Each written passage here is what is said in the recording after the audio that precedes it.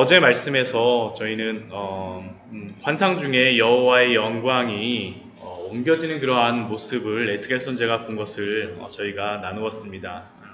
에스겔 선지자가 환상 중에 예루살렘의 그 그발 강가에서 예루살렘의 이 성전으로 옮겨지고 나서 그가 보았던 핵심적인 그러한 내용은 무엇이냐 하면 여호와의 영광이 예루살렘 성전으로부터 점점 떠나간다라는 그러한 것이었습니다. 처음에는 여호와의 성전이 여호와의 지성소 위에 그룹 위에 임재해 있었지만 그러나 그 지성소 위에 그 언약궤 위에 임재해 있던 그 그룹 위에 임재해 있던 여호와의 그러한 영광은 어디로 넘겨집니까? 성전 문지방으로 나오게 되고 또한 성전 문지방으로 나왔던 여호와의 영광은 어떻게 됩니까? 그룹들 위에 옮겨지게 되는 것을 어제 말씀에서 저희가 보았었습니다. 그리고 그룹들 위에 머물러 있던 여호와의 영광은 어디로 옮겨집니까? 성전 동문 쪽으로 옮겨졌음을 저희가 보았습니다. 결국 여호와의 영광이 지성소에서 성전 문지방으로 또한 그룹들 위에 머물렀다가 성전 동쪽 문에 서서히 여호와의 영광이 성전을 떠나가는 말씀이 바로 이 에스겔 8장 말씀서부터 11장 말씀까지 그러한 내용입니다. 물론 11장 뒤에 그 23절 말씀을 보면 여호와의 영광이 성읍 가운데에서 올라가 성읍 동쪽 산에 머물름으로 말미암아 완전히 예루살렘 성전에서 떠나는 그러한 모습을 11장 말씀에서 보았지만 지금 아직까지 이 환상의 그 에스겔 11장 말씀에서 나오는 지금 그때까지는 여호와의 영광은 성전 동쪽 문에 임재해 있는 그러한 상황입니다. 그렇다면 그때에 어떠한 일이 있었을까요? 오늘 1절 말씀을 보면 그때에라고 말씀을 시작하고 있습니다. 그때에. 그러니까 여호와의 영광이 동쪽 문에 있었을 그때에라고 저희가 볼 수 있습니다. 그때에 주의 영이 에스겔 선지자를 들어 올려서 어디로 에스겔 선지자를 움직이냐 하면 여호와의 전 동문 곧 동양한 문에 이르게 하십니다.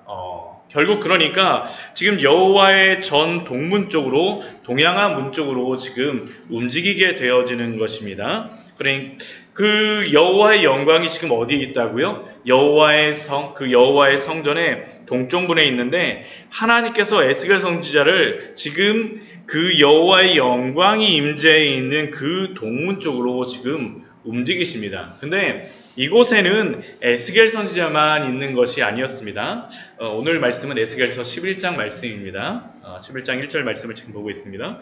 그 동양한 문, 그 동문 쪽에 있었던 사람들이 있는데 그 사람들이 누구냐 하면 25명의 사람들이 있었다라고 1절 말씀에 기록하고 있습니다. 25명의 이 사람들, 그 사람들은 누구냐 하면 백성의 고관이라고 1절 말씀에서 우리에게 알려주고 있습니다. 그러니까 백성의 고관들이 여호와의 영광이 임재해 있는 점점점 떠나가고 있는 그곳에 지금 이 사람들이 그곳에 있는 것이죠. 그리고 에스겔 선지자도 그곳으로 움직여졌습니다. 하나님께서 그곳으로 데리고 갔습니다. 환상 중에.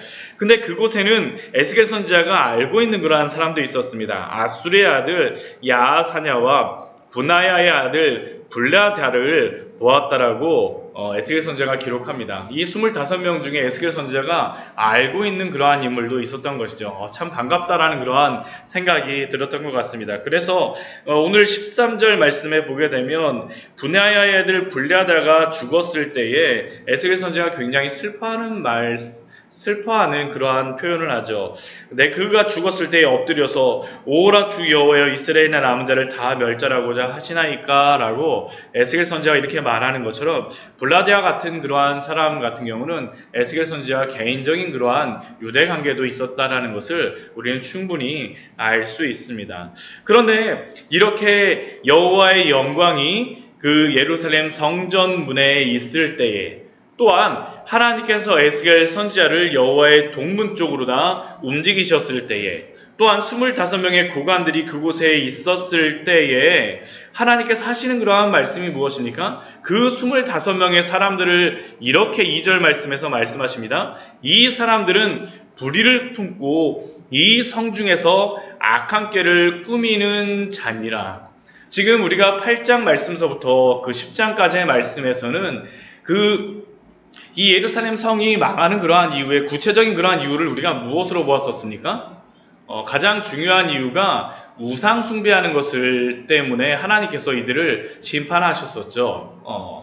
어떠한 그 질투나게 하는 그러한 우상을 섬기는 그러한 모습들, 곤충과 짐승의 우상들, 또한 바벨론의 그러한 우상들, 태양신을 섬기고 있는 그러한 모습들을 보면서 하나님께서 그들의 우상 숭배에 대하여서 심판하셨는데 그것 때문에 예루살렘을 심판하신 것으로 말씀하셨었는데 오늘 2절 말씀에서는 조금 다른 말씀을 합니다. 그 우상 숭배하는 것뿐만 아니라 그들 가운데 무엇이 있었다는 것입니까?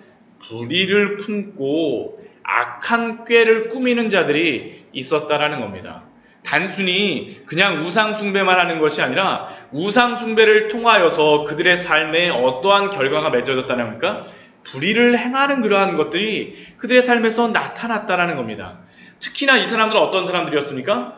고관들이었습니다. 백성의 고관들.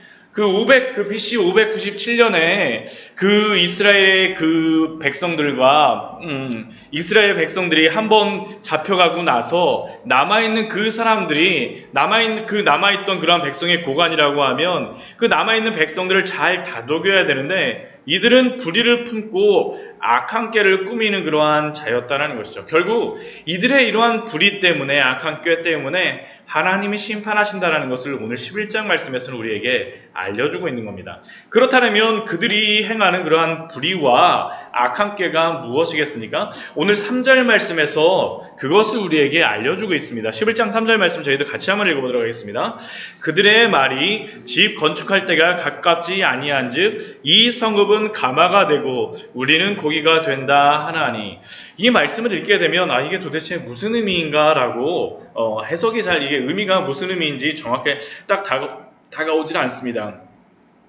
이 성읍은 가마가 되고 우리는 고기가 된다 하니 우리 이 사람들이 지금 예루살렘이 이제 멸망당할 거고 그들이 그 멸망당하는 성 중에서 불로다 심판한다는 어제 그러한 말씀이 있었었는데 그러면 그 예루살렘 성 안에서 가마 안에서 고기처럼 그들이 죽을 것처럼 그들이 어떠한 회개하면서 하나님 앞에 위기의식을 느끼고 다가가는 것인가? 그렇게 생각할 수 있지만 그렇지 않습니다. 이 문맥을 잘 살펴보게 되면 특히 2절 말씀에서 보게 되면 이들이 이렇게 말하는 의미는 불의를 품고 악한 꾀에서 하는 말이 바로 3절의 말씀입니다.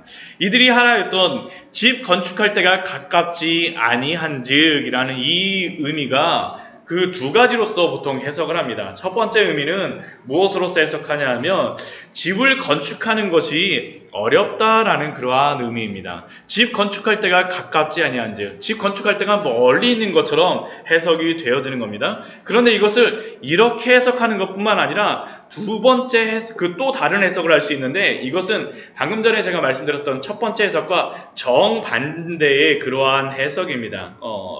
그러니까 여호와의 영광 여호와의 집 건축할 때가 가깝지 아니하냐?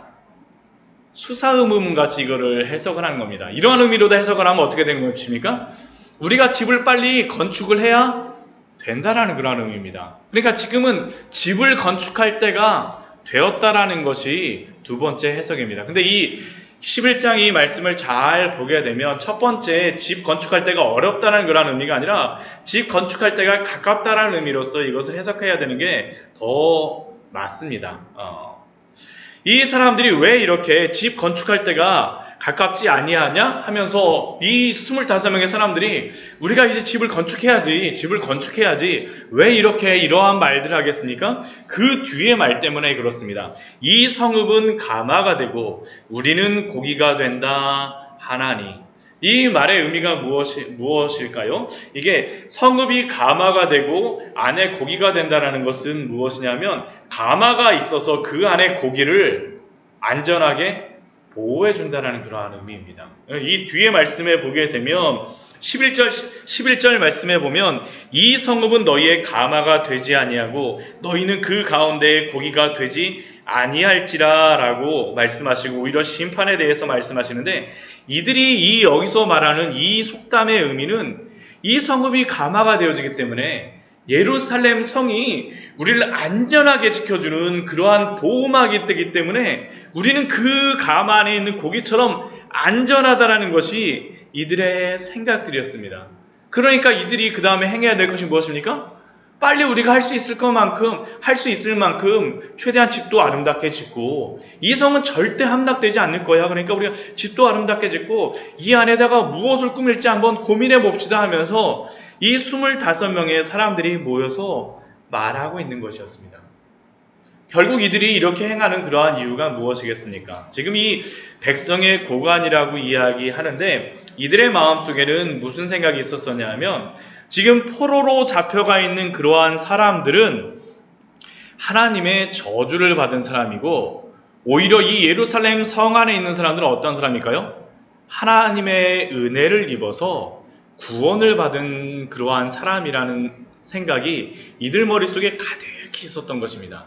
그러니까 이전에도 지켜주셨던 그 하나님께서 이번에도 지켜주실 테니까 어떻게든지 간에 우리가 빨리 더 많은 재산을 모으자. 더군다나 이전에 그 잡혀갔던 그러한 사람들이 그 재산을 놓고 갔기 때문에 어떻습니까? 그것은 그냥 남아있는 것입니다. 누가 먼저 차지하든지 간에 그것을 얻을 수 있는 그러한 귀한 좋은 기회죠. 그러니까 이들은 그 기회를 삼아서 우리가 빨리 우리의 것들을 챙기자라는 게 이들의 의미였습니다. 완전히 이게 이들의 마음이 어떤지를 아시겠죠. 그러니까 하나님께서 이들을 향하여서 말씀하시는 게 무엇입니까? 이 사람들은 불의를 품고 이 성중에서 악한 꾀를 꾸미는 자니라. 남아있는 백성을 위로하고 하나님 앞에 회개하고 나아가야 되는데 이들은 그때를 자신의 안락함을 위하여서 자신의 어떠한 삶의 어떠한 풍요로움을 위하여서 그들은 그 기회를 이용하였던 겁니다. 어디에서요? 여호와의 전 동문에서 여호와의 영이 점점 떠나가고 있는 그 상황 속에서 이들은 이러한 이야기를 했다라는 것이 바로 하나님이 에스겔 선지자에게 보여주는 그러한 말씀이었습니다. 이러한 사람들을 향하여서 하나님께서 말씀하시는 것이 무엇입니까? 5절 말씀에서 너희 마음에서 일어나는 것을 내가 다 아노라. 이스라엘 족속들이 이렇게 이야기하며 자신들은 평안하다라고 이야기하지만 하나님은 그들이 마음에서 일어나서 행하는 것을 다 안다라는 겁니다. 그들은 하나님이 지켜줄 것이기 때문에 평안할 거야 라고 믿음이 있는 것처럼 이야기하지만 그들의 마음속에서는 그것이 아니라 자신의 어떠한 유익을 위하여서 자신의 어떠한 이익을 위하여서 이렇게 행하였다라는 것을 불의를 행하기 위하여서 행했다는 것을 하나님이 다 아신다라는 겁니다. 그들이 행하였던 것은 무엇입니까? 너희가 이 성읍에서 많이 죽여 그 거리를 시체로 채웠도다. 그들이 불의를 행하였다라는 것입니다. 불의를 행하였다라는 것. 그러므로 하나님께서는 이 성읍 중에서 너희가 죽인 시체는 고기요 이 성읍은 가마인데 너희는 그 가운데서 끌려 나오리라. 이들이 심판을 받을 것이다 라는 것을 하나님이 말씀해 주시는 겁니다. 그리고 그들이 두려워하는 칼에 의하여서 그들이 심판을 받을 것이고 또한 9절 말씀을 보면 타국인의 손에 넘겨져서 이제 바벨론의 몽둥이, 바벨론을 몽둥이로 사용하심으로 말미암아 그들이 벌을 받게 되어질 것을 하나님이 그들에게 말씀하여 주십니다. 그리고 하나님께서 10절 말씀 보면 너희를 심판하리니 너희는 내가 여호와인 줄을 알리라 라고 말씀하십니다. 결국 그들의 생각대로 그 예루살렘 성은 가마가 되지 아니하고 그들은 그 가운데에서 안전한 고기가 되지 못하고 오히려 그들은 그곳에서 끌려 나와서 심판을 받을 것이다라는 것이 바로 그들에게 주신 그러한 말씀이었고 12절 말씀에 보면 그것을 구체적으로 말씀하시죠. 너희가 내 율례를 행하지 아니하며 규례를 지키지 아니하고 너희 사방에 있는 이방인의 규례대로 행하였느니라. 하나님은 이 이웃을 사랑하며 또한 그들을 섬길 것들을 향하여서 말씀하여 주셨지만 그러나 그들은 그것을 지키지 아니하고 자신의 어떠한 유익을 취하는데 불의를 행하는데 행하였음을 분명히 말씀하십니다. 그리고 그때 에스겔이 보았던 환상이 무엇입니까? 분하야의 아들 불랴자가 죽을 때에 에스겔 선지자가 다 멸절하시고자 하나이까라고 에스겔 선지자가 하나님 앞에 기도합니다. 이 불랴자라는 이러한 그 의미, 그 이름의 의미는 어떠한 의미가 있냐면 하나님께서 그곳에서 탈출시켜 주시리라는 그러한 의미가 바로 불라자라는 그러한 의미입니다. 그러니까 여호와께서 탈출시키시다라는 그러한 의미가 불라자인데, 그가 어떻게 되는 겁니까? 탈출하지 못하고 그곳에서 죽임을 당하는 모습을 에스겔 선지자가 보자 그의 마음속에서 하나님 앞에 기도하는 것이죠. 하나님, 불리하다도 탈출하지 못하였는데 이스라엘 남은 자들을 다 멸절하고자 하시나이까라고 에스겔 선지자가 하나님 앞에 기도함으로써 오늘 말씀이 마무리되어지고 있습니다. 오늘 말씀을 통하여서 우리가 알 수 있는 그러한 것이 무엇이겠습니까? 우리가 하나님께서 우리에게 주시는 그 구원에 대해서 우리가 보통 이야기를 할 때 교회에서 우리가 많이 은혜를 받는 그러한 내용들이 무엇이냐면 하나님의 은혜로 말미암아 구원을 받는다라는 것이죠. 하나님의 은혜로 말미암아 구원을 받는다라는 것들. 그러면서 그 하나님의 은혜로 우리를 구원하여 주시기 때문에 그 우리의 마음속에 생기는 그 잘못된 생각 중에 하나가 무엇이냐면 하나님이 구원하시기 때문에 우리가 하나님의 뜻대로 살지 않아도 하나님 앞에 와서 회개만 하게 되면 하나님이 우리의 죄를 용서하여 주실 거야. 물론 하나님이 우리의 죄를 용서하여 주십니다. 그러나 하나님 앞에서 하나님의 그러한 백성으로서 하나님의 말씀에 따라서 순종하지 않는다라고 하면 또한 하나님이 거기에 대한 심판이 있음을 우리에게 알려주는 그러한 말씀이 너무나도 많지 않습니까? 우리가 로마서와 갈라디아서 말씀에서는 이 구원에 대한 말씀을 우리에게 알려주지만 야고보서 말씀은 정반대의 말씀 우리에게 알려주고 있습니다. 우리 야고보서 말씀 우리 한번 같이 한번 보도록 하겠습니다. 야고보서 2장 말씀 우리 한번 같이 보도록 할까요? 우리가 어제 저녁에 아브라함의 믿음에 대하여서 우리가 나누었었는데요. 아브라함을 이 야고보서 말씀에서도 인용을 하고 있습니다. 야고보서 2장 말씀에 보게 되면 우리 2장 우리 20절과 21절, 22절 말씀을 우리 같이 한번 보도록 하겠습니다. 야고보서 2장 20절, 21절, 22절 말씀을 우리 같이 한번 보도록 하겠습니다. 신약성경 야고보서 2장 20절, 21절, 22절 같이 한번 읽어보도록 하겠습니다. 아, 허탄한 사람아, 행함이 없는 믿음이 헛것인 줄을 알고자 하느냐? 우리 조상 아브라함이 그 아들 이삭을 제단에 바칠 때 행함으로 의롭다 하심을 받은 것이 아니냐? 내가 보거니와 믿음이 그의 행함과 함께 일하고 행함으로 믿음이 온전하게 되었느니라. 완전히 로마서와 갈라디아서 말씀과는 반대의 그러한 말씀을 하고 있죠. 우리 그 2장 26절 말씀을 보게 되면 이렇게 또한 말씀하고 있습니다. 영혼 없는 몸이 죽은 것 같이 행함이 없는 믿음은 죽은 것이니라.